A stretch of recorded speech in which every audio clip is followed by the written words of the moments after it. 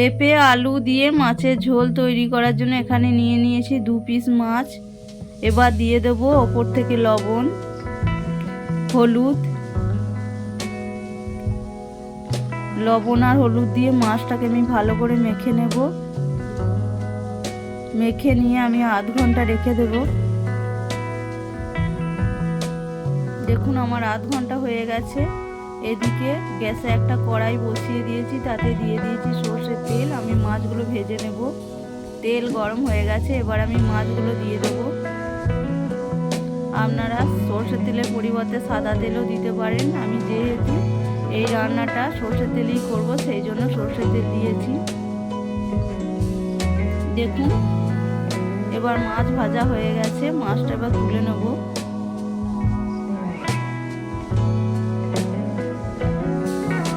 এখানে নিয়ে নিয়েছি আলু পেঁপে। এবার আলু আর পেঁপেগুলো আমি ভালো করে ওই তেলের মধ্যেই ভেজে নেব। উপর থেকে দিয়ে দেব 1/2 চামচ হলুদ। এবার নেড়ে চেড়ে আমি ভালো করে পেঁপে আর আলু ভেজে নেব। দেখুন আমার পেঁপে আলু ভাজা হয়ে গেছে, এবার আমি তুলে নেব। এবার ওই তেলেই দিয়ে দেব কুচানো পেঁয়াজ। আমি এখানে একটা মিডিয়াম সাইজের পেঁয়াজ কেটে রেখেছি।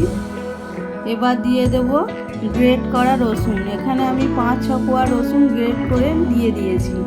এবার রসুন আর পেঁয়াজ ভালো করে আমি ভেজে নেব। রসুন আর পেঁয়াজ ভাজা হয়ে গেছে, এবার দিয়ে দেব টমেটো।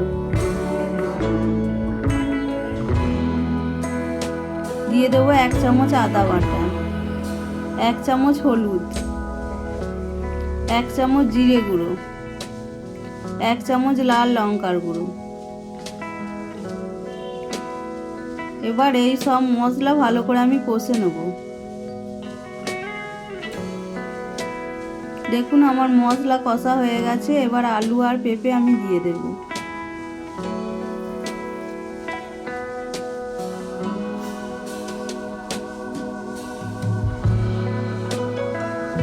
এবার আলু আর পেঁপেও মশলার সাথে ভালো করে আমি কষে নেব।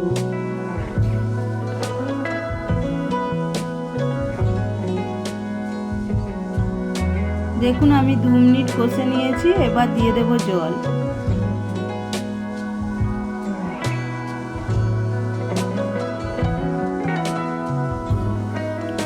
এবার দিয়ে দেব পরিমাণ মতো লবণ।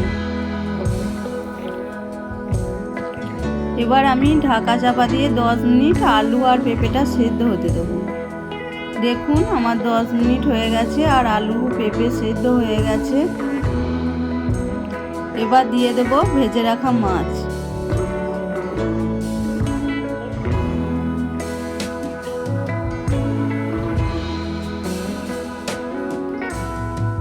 দিয়ে দেব 2টো কাঁচা পাকা লঙ্কা। উপর থেকে দিয়ে দেব ধনেপাতা। এবার এগুলো দিয়ে আমি 5 মিনিট ফুটিয়ে নেব।